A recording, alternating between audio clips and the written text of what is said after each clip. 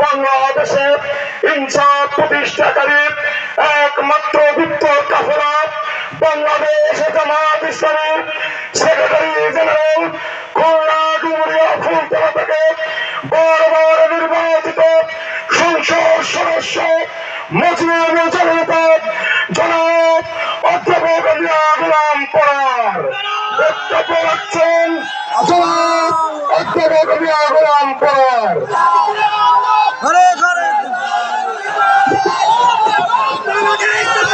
জিন্দাবাদ জিন্দাবাদ।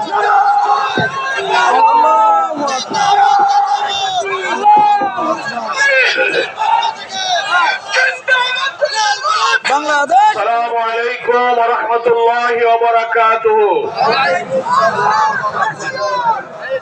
সালামটা দিলাম, স্লোগানের মধ্যে সালাম হারাই গেছে, আরেকবার দিই নাকি বলেন? আসসালামু আলাইকুম ওয়া রাহমাতুল্লাহি ওয়া বারাকাতুহু। সবাই আল্লাহর মর্জি বরগুনাবাসী ভালো আছেন তো? আলহামদুলিল্লাহ, আলহামদুলিল্লাহ রাব্বিল আলামিন। الصلاة والسلام على سيد المرسلين وعلى آله وصحابه أجمعين।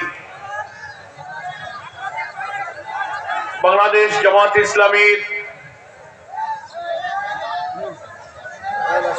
বরগুনা জেলা শাখার উদ্যোগে আয়োজিত আজকের এই কর্মী সম্মেলনের সভামঞ্চে উপস্থিত আছেন সম্মানিত সভাপতি, বাংলাদেশ জামাত ইসলামীর বরগুনার সম্মানিত জেলা আমির, কেন্দ্রীয় মজলিসে শুরার সদস্য, সাবেক উপজেলা ভাইস চেয়ারম্যান, বরগুনার মানুষের জননন্দিত নেতা, বিশিষ্ট শিক্ষাবিদ অধ্যাপক মাওলানা মহিবুল্লাহ হারুন। আপনারা লক্ষ্য করেছেন এখানে উপস্থিত আছেন, আমার আগে বক্তব্য রেখেছেন আজকের এই সম্মেলনের সম্মানিত প্রধান অতিথি, বিশেষ অতিথি, বাংলাদেশ জামাত ইসলামীর সহকারী সেক্রেটারি জেনারেল, নির্বাহী পরিষদের সদস্য, বরিশালের আঞ্চলিক পরিচালক, সাবেক ছাত্র নেতা অ্যাডভোকেট মোয়াজ্জেম হোসেন হেলাল। মঞ্চে উপবিষ্ট আছেন কেন্দ্রীয় গণপরিষদ সদস্য, বরিশাল মহানগরীর আমির, সংগ্রামী জননেতা জহিরুদ্দিন মোহাম্মদ বাবর। এখানে উপস্থিত অঞ্চল টিমের সদস্য, কেন্দ্রীয় মজলিসে শুরার সম্মানিত সদস্য জনাব মাওলানা ফখরুদ্দিন রাজি ভাই। মঞ্চে আরো জেলার সম্মানিত নেতৃবৃন্দ, বিভিন্ন রাজনৈতিক দলের, খেলাফত মজলিস সহ বিভিন্ন দলের বন্ধু সংগঠনের সম্মানিত নেতৃবৃন্দ, মুআজ্জাজ উলামায়ে কেরাম, সাংবাদিক বন্ধুগণ আছেন, আমন্ত্রিত মেহমান সুধীবৃন্দ, অনেক অমুসলিম ভাইরাও আছেন, তাদেরকে আমার আন্তরিক শুভেচ্ছা। এবং আমার এই সাগর পাড়ের ছোট্ট জেলা বরগুনার 6টি উপজেলা এবং একটি পৌরসভা থেকে দূর দূরান্ত থেকে সকাল থেকে যারা এখানে জমায়েত করেছেন, আমার সেই সব প্রিয় ভাইদেরকে নিয়ে আজকের এই কর্মী সম্মেলনে উপস্থিত হতে পেরে আমরা আসুন সকলেই আরেকবার আল্লাহর কাছে শুকর আদায় করি। কারণ এই সম্মেলনটা একটা ঐতিহাসিক কর্মী সম্মেলন। ঐতিহাসিক কেন বলেছি? আমি এখানে খবর নিলাম জেলা আমির সাহেবের কাছে যে এরকম বড় সম্মেলন কি আগে কখনো হয়েছে? উনি বলেন না, আগে কখনো হয়নি। তাহলে এটা নিশ্চয়ই বগুড়ার জন্য একটা ইতিহাস, আর যা ইতিহাস তৈরি করে সেটাই তো ঐতিহাসিক। তাহলে এই ঐতিহাসিক কর্মী সম্মেলনে মহান রব আল্লাহর দ্বীনের এই বিপ্লবী সংগ্রামী কাফেলার ডাকে হাজার হাজার বঞ্চিত, নিপীড়িত, দুঃখী, অভাবী আল্লাহর দ্বীনের দায়ীদেরকে এখানে সমবেত হবার তৌফিক দিয়েছেন। অনেক অমুসলিম ভাইরা এসেছেন, উলামায়ে কেরাম এসেছেন, সুধীবৃন্দ এসেছেন, রাজনৈতিক নেতৃবৃন্দ, সাংবাদিক বন্ধুগণ এসেছেন। নিশ্চয়ই এটা আল্লাহ তাআলার কাছে শুকরিয়ার ব্যাপার। সবাই আমরা মহব্বতের সাথে শুকর আদায় করি আলহামদুলিল্লাহ। আমার ভাইরা কর্মী সম্মেলনে আমাদের নেতৃবৃন্দ অনেক বক্তব্য রেখেছেন। দেশের রাজনৈতিক পরিস্থিতি সম্পর্কেও আপনারা প্রতিদিন, আজকাল তথ্য প্রযুক্তি, আধুনিক ইন্টারনেটের যুগে আপনারা প্রতি মিনিট, প্রতিদিনের খোঁজ খবর হাতের মোবাইল টিপলেই খবর পেয়ে যাচ্ছেন, নাকি বলেন? বেশি বক্তৃতা করা লাগে না, মানুষ এখন আগের চেয়ে সবকিছু বোঝে। এখানে আমরা যারা বক্তৃতা করলাম আর করব, ও এমন মানুষ এখানে আছে, আপনাদেরকে এনে যদি এখানে দাঁড়াই দিই এসব কথা বলতে পারবেন ইনশাআল্লাহ। তবুও দায়িত্ব আছে বলে আমাদের আসতে হয়, নাকি বলেন? আমরা আজকের এই সম্মেলনটা যে করতে পারলাম আল্লাহ তাআলার খাস মেহেরবানি, আর সাথে সাথে দীর্ঘ 15, 16, 17 বছরের ফ্যাসিবাদী অত্যাচারী শাসনের একটা কালো যুগ আমরা যে পার করেছি। 15 বছর ধরে রাজনৈতিক নেতৃবৃন্দের অকুতোভয় সংগ্রামী যে আন্দোলন, রক্তাক্ত রাজপথ মারিয়ে হাজার হাজার মামলা, জেল, জুলুম, রিমান্ড, ক্রসফায়ার, গুম, আয়না ঘরের কালো অধ্যায় পেরিয়ে সর্বশেষে আমাদের তরুণ ছাত্র সমাজ জুলাইয়ের গণ অভ্যুত্থানে এক সাগর রক্ত দিয়ে এই বাংলাকে দ্বিতীয়বার যে স্বাধীন করেছেন তরুণ ছাত্র সমাজকে আমরা তাদেরকে অভিনন্দন জানাই, সংগ্রামী অভিনন্দন জানাই। প্রায় 10 জন জুলাই অভ্যুত্থানের যে 2000 প্রায় ছাত্র জনতা জীবন দিয়েছে, তার মধ্যে বরগুনারও প্রায় 10 জন জীবন দিয়েছে। ঐতিহাসিক এই রাজনৈতিক পরিবর্তন, এই নতুন বাংলাদেশ, নতুন স্বাধীনতার পেছনে বরগুনার সংগ্রামী ছাত্র জনতার ঐতিহাসিক অবদান রয়েছে। আপনারা এই বিজয়ের অংশীদার। এই বিজয় 5ই আগস্টের এই বিপ্লব যদি না হতো, এই বরগুনার এই মাঠে কর্মী সম্মেলন আপনারা করতে পারতেন না, পারতেন? আমি গোলাম পরোয়ার সাহেব এখানে এসে দাঁড়াতে পারতাম না। তাহলে যারা রক্ত দিয়ে, জীবন দিয়ে 30,000 ছাত্র জনতা বুলেটের সামনে, গুলির সামনে বুক পেতেছে, কারো মগজ বেরিয়ে গেছে, চোখ উড়ে গিয়েছে, হাত নেই, পা নেই, আহত, ক্ষত বিক্ষত চিহ্ন নিয়ে আহত হয়ে তারা হাসপাতালে, বাড়ি ঘরে তারা চিৎকার করছে, কান্নাকাটি করছে। আজকে তাদের রক্তের উপরে, তাদের ত্যাগের উপরে দাঁড়িয়ে আজকে আমরা এই সম্মেলন করছি। আমরা মহান আল্লাহর কাছে দোয়া করি, হে আল্লাহ, দেশকে ভালোবেসে অত্যাচারী শাসকের বিরুদ্ধে জিহাদ করতে গিয়ে যারা জীবন দিয়েছে তুমি তাদেরকে শাহাদাতের মর্যাদা দান করো। যারা আহত হয়েছে আল্লাহ, তাদের চোখের পানি, তাদের শিশু, তাদের স্ত্রী, সন্তান, পিতামাতার দুঃখকে লাঘব করে আল্লাহ তুমি তাদেরকে সুস্থ, সক্ষম করে এই নতুন স্বাধীনতা, নতুন বাংলাদেশ গড়ার সংগ্রামে তাদেরকে তুমি শরীক হবার তৌফিক দান করো। আমার প্রিয় বরগুনাবাসী, আমরা যে জন্য রক্ত দিয়েছিলাম বৈষম্যের বিরুদ্ধে, অত্যাচারের বিরুদ্ধে, ফ্যাসিবাদের বিরুদ্ধে, আপনারা কল্পনা করলেই আমরা শিউরে উঠি কিভাবে আমরা এই 17টা বছর পার করেছি, যেখানে আমাদের কোনো ভোটাধিকার ছিল না। ভোটাধিকার ছিল না। 14, 18, 24-এর 3টা নির্বাচনের নামে যা করা হয়েছে 15টি বছর বাংলার মানুষ ভোট দিতে পারে নাই। ভোট কেন্দ্রে গেলে রাস্তা আটকে পুলিশ লীগ, ছাত্রলীগ, যুবলীগ বলেছে ভোট হয়ে গেছে, বাড়ি চলে যাও, নাকি বলেন? ভোটাধিকার নাই, গণতন্ত্র নাই, ইসলামী মূল্যবোধ জাতিসত্তা ধ্বংস করেছে। আলে মোলামা পীর দাড়ি চুপি দেখে জঙ্গি বানিয়ে কারাগারে নিক্ষেপ করেছে। মাওলানা মতিউর রহমান নিজামী, আলী হাসান মোহাম্মদ মুজাহিদ, কামরুজ্জামান, কাদের মোল্লা, মীর কাসেম আলীর মতো নিরপরাধ নেক মানুষদেরকে ফাঁসিতে ঝুলিয়ে হত্যা করা হয়েছে। অধ্যাপক গোলাম আজম, আল্লামা দেলোয়ার হোসেন সাইনি, মকবুল আহমদ, অধ্যাপক নাজির আহমদ, আব্দুল খালেক মন্ডল, সাতক্ষীরার এমপি মাওলানা আব্দুস সুবহানের মতো 70, 80, 90, 93 বছরের বৃদ্ধ নেক মানুষ যারা জীবনে মিথ্যা বলে নাই, একটা টাকা হারাম খায় নাই, আল্লাহর বুজুর্গ লোকদেরকে কারাগারে ঢুকিয়ে তিলে তিলে মৃত্যুর দিকে ঠেলে দেওয়া হয়েছে। আপনি চিন্তা করতে পারেন, বিএনপি, জামাত, বিরোধী দলে আমরা যারা ছিলাম সকলের উপর অত্যাচার স্টিমরোলার চালানো হয়েছে। ব্যবসা বাণিজ্য, চাকরি বাকরি আওয়ামী লীগ না করলে, একটি দল, একটি পরিবারের কর্তৃত্ব না করলে তাদের চাকরি হবে না, ব্যবসা হবে না, লেখাপড়া হবে না, জীবনের নিরাপত্তা থাকবে না। এই অবস্থায় তো আমরা দিন পার করেছি। এটা ছিল একটা কালো যুগ। আপনারা বরগুনার মানুষ ভালো বলতে পারবেন, এই 15 বছরে বরগুনায় কি অবস্থায় আপনারা ছিলেন, আপনারাই তো সাক্ষী আছেন, কি বলেন? ফলে আমাদের ভোটাধিকার ছিল না, আইন আদালতের সুবিচার ছিল না, মিথ্যা মামলা দিয়ে দিয়ে আপনাদেরকে ধরা হয়েছে, বাড়ি থেকে ধরে নিয়ে গেছে। 3 জন ঘরে বসে কথা বলছেন, ধরে নিয়ে বলে যে নাশকতার ষড়যন্ত্র করছে। ঘরের মধ্যে বই পুস্তক কোরআন হাদিস পাইলে বলে জঙ্গি বই পাওয়া গেছে। কি আজব দেশে আমরা বসবাস করছি। কারণ আওয়ামী লীগ ভেবেছিল যতদিন শেখ হাসিনা বেঁচে থাকবে আর কাউকে ক্ষমতায় আসতে দেবে না, কিন্তু আল্লাহর ইচ্ছা হাসিনার ইচ্ছার সাথে মেলে নাই, নাকি বলেন?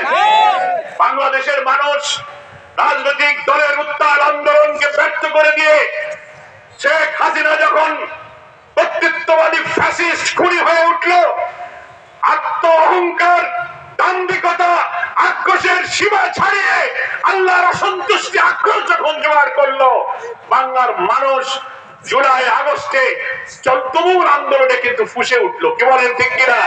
কোটি কোটি মানুষ ঢাকার রাজপথ আন্দোলনে মুখরিত করলো, আর উনি পুলিশকে নির্দেশ দিলেন গুলি করো। একের পর এক গুলি, নির্যাতন, খুব মামলা আটকাতে লাগলো। আমাদের তরুণ ছাত্র সমাজ হাসিনার গুলির মুখে আবু সাইদ মুগ্ধরা বুক পেতে দিল, ফ্যাসিবাদ পরাজিত হলো, বাংলাদেশ বিজয়ী হলো। 5 আগস্ট বাধ্য হয়ে শেখ হাসিনা তার বোন রেহানা হেলিকপ্টার করে বঙ্গভবন থেকে ভারতে পালিয়ে গেল। যেখানকার মাল সেখানেই চলে গেল, নাকি বলেন? এখন সেই যেখানকার মাল সেখানে পৌঁছে গেছে। আগে তো বস্তায় বস্তায় টাকা পাচার করে রাখছিল, ওখানে গিয়ে মাথা টাথা ঠিক নাই, অডিও ভিডিও অনলাইন ইউটিউব ফেসবুকে দেখা যায়, পাগল হয়ে গেছে। বলে এদিকে বাংলাদেশের আওয়ামী লীগের লোকের বলে আপা আমরা খুব কষ্টে আছি, আপনি দেশে আসেন, দেশের অবস্থা খারাপ। বলেন টেনশন করো না, আমি আসতেছি, আমি কাছে কাছে আছি, যে কোনো সময় ঢুকে পড়বা। ঢুকে পড়ো, ঢুকে পড়লে বুঝতে পারতে 5 আগস্ট রাজধানী ঢাকার উত্তরা, শাহবাগ এবং চতুর্দিক থেকে বাংলাদেশের কোটি কোটি মানুষ যখন 5 আগস্ট গণভবনের দিকে যাত্রা শুরু করেছিল, তুমি যদি পালিয়ে না যেতে, ওখানে থাকতে, তোমার কি দশা হতো তুমি সেদিন টের পেতে। এখন আবার উনি বাংলাদেশে আসতে চায়, হালুয়া সিন্নি নিয়ে আমরা বসে আছি, কি বলেন? অত গুড় আচ্ছের দান, গুড় আচ্ছের হইতে গেলে অনেক গুড় লাগে, নাকি বলেন? ফলে বাংলাদেশের মানুষ এত নিষ্ঠুর অত্যাচারী শাসককে আর বাংলাদেশে রাজনীতি করার অধিকার দিতে পারে না। যারা হাজার হাজার মানুষ হত্যা করেছে, হত্যা করার লাশ ট্রাকের উপরে স্তূপ করেছে, আগুন দিয়ে লাশ পুড়িয়ে ছাই করে দিয়েছে। চিন্তা করতে পারেন, দেশের নিরস্ত্র মানুষকে হেলিকপ্টার চালিয়ে, হেলিকপ্টার থেকে গুলি করে শিশু, নারী, শিক্ষক, ব্যবসায়ী, রিক্সাওয়ালা অগাধদেরকে গুলি করে হত্যা করেছে। আমি এদেরকে বলি এরা শুধু ফ্যাসিস্ট নয়, কর্তৃত্ববাদী নয়, এরা হলো স্যাডিস্ট। স্যাডিস্ট একটা ইংরেজি শব্দ, তার অর্থ হলো নিষ্ঠুরতা, বর্বরতার সীমা ছাড়িয়ে যারা মানুষকে হত্যা করে, খুন করে, কষ্ট, নির্যাতন, আহাজারি, আত্মচিৎকার, রক্ত দেখে যারা এই কষ্টকে যারা এনজয় করে, উপভোগ করে, আনন্দ পায়, এরা হচ্ছে স্যাডিস্ট। শেখ হাসিনার মতোই স্যাডিস্টকে বাংলাদেশে অনেকে বলে ভাই বাংলাদেশে গণতান্ত্রিক অধিকার আছে আওয়ামী লীগের রাজনীতি করার, ওরা যদি আগামী ভোটে আসে তা আপনারা কি একটু রাজনীতি করতে দেবেন? আমাদের সাংবাদিক বন্ধুরা আমার প্রশ্ন করেন যে আওয়ামী লীগকে আসতে দেবেন না, আপনারাই বলে দেন এরকম নিষ্ঠুর এরা কি গণতান্ত্রিক রাজনীতি করে? বলে গণতান্ত্রিক অধিকার তাদের, এটা কি খুন করা, লাশ করে আগুনে পুড়িয়ে দেওয়া, হেলিকপ্টার করে দেশের মানুষকে গুলি করে, যারা যারা 3টা ভোট হতে দেয় না, আদালতে মিথ্যা মামলা করে নিরপরাধ লোকদেরকে ফাঁসি দেয়, একদল ছাড়া আর কারো রাজনীতি করতে দেয় না, এদের সাথে কি গণতন্ত্র যায়? এটা কোনো গণতন্ত্র নয়, নৈতিকতা নয়, স্বাধিকার নয়, সংবিধানের সাথে এদের দলের কোনো সম্পর্ক নয়। Due to that cause, they have no right to politics, তাদের রাজনীতি করার কোনো অধিকার নাই। আমার প্রিয় বরগুনাবাসী, তাই আমরা মনে করি আমাদের সন্তানদের এক সাগর রক্তের বিনিময়ে আমরা যে নতুন বাংলাদেশ অর্জন করেছি, এই বাংলাদেশের নাম আমরা বলেছি নতুন বাংলাদেশ আমরা করতে চাই। আমাদের স্বপ্নের বাংলা, স্বাধীনতার 53 বছরে যে বাংলাকে স্বাধীনতার পর আমরা মনে করেছিলাম ক্ষুধা, দারিদ্র, অন্ন, বস্ত্র, শিক্ষা, বাসস্থান, শিক্ষা, চিকিৎসা এ কোনো সমস্যা থাকবে না, অন্নহীনের মর্ম ব্যথা, বস্ত্রহীনের আকুতি, নিরন্ন মানুষের কান্না থাকবে না, মানুষ সুবিচার পাবে, ন্যায় বিচার পাবে, খাওয়া পড়া পাবে, কাজ পাবে, যার বাড়িতে সেই ইজ্জত সম্মানে থাকতে পারবে। এই বাংলাদেশের জন্য আমরা স্বাধীনতা সংগ্রাম করেছিলাম, কিন্তু সেই বাংলাদেশ নেই। এখন আমরা সেই বাংলাদেশ করতে চাই। অন্তর্বর্তীকালীন সরকারের প্রধান নোবেল বিজয়ী প্রফেসর ডক্টর ইউনূস, আমরা তাকে সাহসী পুরুষ এই কারণে বলি, বাংলাদেশের ইতিহাসের অন্য শাসকদের মতো ইচ্ছা করে শাসন করার অভিপ্রায় তিনি ক্ষমতা দখল করেননি। বাংলাদেশের কোটি কোটি মানুষ একটি অবাধ নিরপেক্ষ নির্বাচনের মাধ্যমে নির্বাচিত জনপ্রতিনিধির কাছে ক্ষমতা হস্তান্তরের জন্য তাকেই একটু দেশপ্রেমিক নিরপেক্ষ মনে করে জোর করে অনুরোধ করে তাকে এই দেশে আনা হয়েছে, নাকি বলেন? 5ই আগস্টের বিপ্লবের পরে 3 দিন দেশে কোনো সরকার ছিল না, মনে আছে আপনাদের? কাকে দায়িত্ব দেবে? সব তো করাপ্ট, সব পলিটিসাইজ। বলে তিনি, তার সাথে আমাদের অনেক কথা হয়, রাজনৈতিক দলের নেতাদের তিনি বৈঠক ডাকেন, তিনি বলেন আপনারা যখন আমার কাছে আসেন তখন আমি একটু সাহস পাই, আমি আমার কাজটুকু করে আমি ছুটি চাই, আমাকে ছেড়ে দেন, আমি আমার জায়গায় আবার ফিরে যাব। আমি একটা ব্যক্তিমত থেকে দেখলাম, আর একবার দেখেছিলাম 91 সালের নির্বাচনের পরে যে কেয়ারটেকার সরকারের নির্বাচনে যে আমরা রাষ্ট্রপতি পেয়েছিলাম কিছুদিন, বিচারপতি শাহাবুদ্দিন, তিনিও বলেছিলেন যে আমাকে এই দায়িত্ব পালন করে আমাকে ছেড়ে দেন, আমি আমার আগের জায়গায় চলে যাই। আর বাকিরা খালি ক্ষমতা কামড়ায় ধরে রাখছে, যাইতে চায় না, মরা না পর্যন্ত বিদায় হইতে চায় না। ক্ষমতার কি মজা, মধু। আমি যে কথা বলছিলাম, অন্তর্বর্তীকালীন সরকারের এই প্রধানকে আমরা কথা দিয়েছি, আপনি একটি অবাধ এবং নিরপেক্ষ নির্বাচন দিয়ে জনগণ যাদেরকে ভোট দেবে তাদের হাতেই ক্ষমতা দিয়ে আপনি বিদায় দেবেন। উনি সেই চেষ্টা করছেন। চেষ্টা করলে কি হবে? বাংলাদেশ তো আমাকে স্বভাব খারাপ, এই 6টা 6.5 মাস হলো লক্ষ্য করতেছে একটার পর একটা বিপদ তার ঘাড়ে এসে পড়তেছে। বিপ্লবের পরে প্রায় 4টা প্রতি বিপ্লবের ষড়যন্ত্র করা হয়েছে, জুডিশিয়াল কু, আনসার কাণ্ড, এই দাবি সেই দাবি, ধর্মঘট, এই সেটা করে, মানে গাড়ি মোটে চলতে দেবে না। 1 কিলো যায় গাড়ি ব্রেক, আবার স্টার্ট দিয়ে আধা কিলো যায় আবার গাড়ি থামে। এই 6.5 মাসে বারবার নির্বাচনের পথে এই সরকার অভিযাত্রাকে থামিয়ে দেওয়ার চেষ্টা করা হয়েছে, কি বলেন ঠিক কিনা? নানান ষড়যন্ত্র, ওই যে যেখানকার মাল সেখান থেকে বসে ষড়যন্ত্রের গুটি চালাইতেছে, বস্তা বস্তা টাকা নিয়ে গেছে, তার যত চাটুকর বাটপাড়রা এখানে ছিল, লুটপাট করেছে 17-18 বছর, ব্যবসা বাণিজ্য, ব্যাংক, বিভাগ, ঠিকাদারি সব তাদের পকেটে দখলে ছিল, কি বলেন ঠিক কিনা?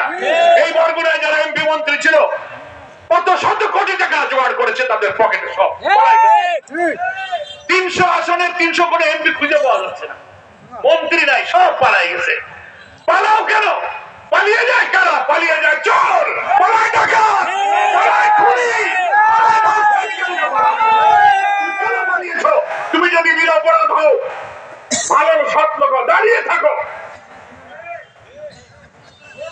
কিন্তু এরা অপরাধী তো গ্রামে কয় না, চোরের মন পুলিশ পুলিশ, পালায় গেছে। সেজন্য ওখান থেকে ষড়যন্ত্র করে অন্তর্বর্তীকালীন সরকারকে ওরা আর আগাতে দিতে চাচ্ছে না। আমরা অন্তর্বর্তীকালীন সরকারকে বলেছি আপনি কোন দিকে কান দেওয়ার দরকার নাই, শক্তভাবে আপনি থাকুন।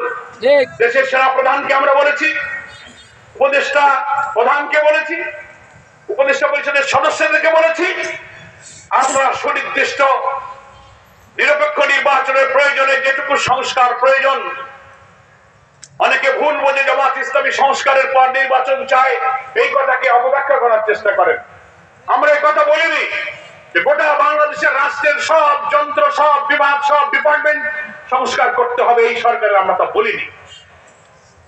রাষ্ট্রের সব অর্গান, অঙ্গ, বিভাগগুলো করাপ্ট হয়ে গেছে, দুর্নীতিগ্রস্ত, দলবাজ, চুরি দুর্নীতির আখড়া হয়ে গেছে।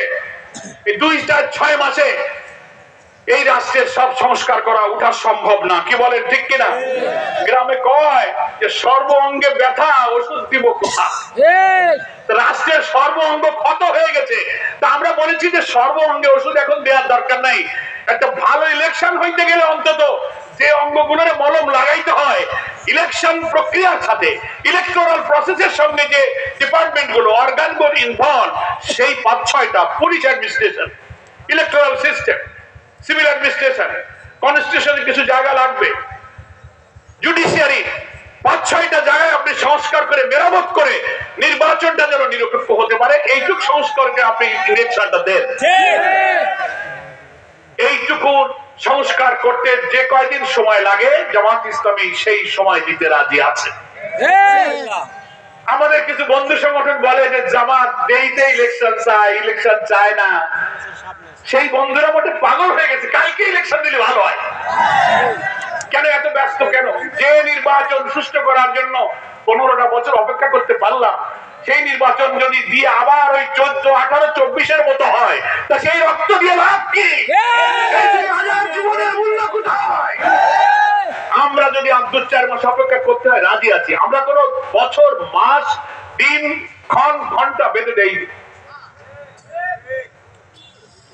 আমি রাষ্ট্রের কর্তৃপক্ষকে বলবো, আপনারা নির্বাচনের সুনির্দিষ্ট রোড ম্যাপের সম্পর্কে ধূম্রজাল তৈরি হয় এমন কোন কথা বলার দরকার নেই। আপনারা কেউ বলতেছেন 18 মাস, কেউ বলতেছেন আগামী বছরের অর্ধেক, কেউ বলতেছেন মার্চ, কেউ বলতেছেন ডিসেম্বর, বহু একতলাফ। একতলাফ দরকার নাই। আমরা বলছি কি, আপনার সংস্কারগুলো করতে যে কদিন লাগে আপনি করেন। আপনি বলছেন ডিসেম্বর, বলেন then March, then June, then we have no complain, but provided আমার শর্ত হলো ইলেকশনটা যেন নিরপেক্ষ হয়, আমরা যেন ভোট দিতে পারি। তাই কথা বলা কি জামাত ইসলামীর দোষ? না। কারণ কি, যে আমরা তো ভোট কাটতে পারবো না, আমাকে টাকাও নাই, মাস্টারও নাই। যাকে টাকার মাস্টার আছে তারা তাড়াতাড়ি দাও, আমরা কাটি ঘুটে ভরে নিবারে রাখতে। বাবা আমরা তো কাটতে পারবো না, ওই জন্যই এই কাটনেওয়ালা যারা তারা পাগল হয়ে গেছে। একটা শাসকের পরিবর্তন হওয়ার পরে আমরা তো ভেবেছিলাম দেশটা শান্ত হবে, আর চাঁদাবাজি, মস্তানি, মারামারি হবে না। Bus stand, truck stand, tempo stand, Balurghat, হাট, ঘাট, মসজিদ কমিটি, স্কুল কমিটি, হাট কমিটি, 5ই আগস্টের পরে কি আবার তাই শুরু হয়েছে না? এগুলো কি জামাত ইসলামের লোকেরা করে? কি হলো, এটা কি রক্ত দিয়ে? আরে কথা কইতে গেলে কেউ কেউ আমার কষ্ট পায়, বলে আমাকে কইছে, আমি কি কারো নাম কইছি? আপনি খেপেন কেন? তাতে বোঝা যায় আপনি একান্তটা করেন। ওই যে ছোটবেলায় বাচ্চাদের কাছে শুনছি, ঠাকুর ঘরে কে? আমি কলা খাইনি। কলা খাওয়ার কেন জিজ্ঞাসা করি না, তুমি কও কেন? এখন আমাদের এই দেশটা কোন দিকে যাচ্ছে আমি জানি না। বরগুনাবাসী, আগামী নির্বাচন যদি হয়, ইনশাল্লাহ হবে, আমরা আর 14, 18, 24-এর ইলেকশন হতে দেব না। তো আমরা পিঠা যেতে দেব না। নির্বাচন হলে আমরা এই বরগুনায় 2টা আসনে আমরা আমাদের 2 জন ব্যক্তিকে উপহার দিয়ে গেলাম। একজন হচ্ছে মাওলানা মহিবুল্লাহ হারুন, একজন ডাক্তার সুলতান দান। এই 2টা বরগুনাবাসীর উপহার। আপনাদের কি পছন্দ হয়েছে?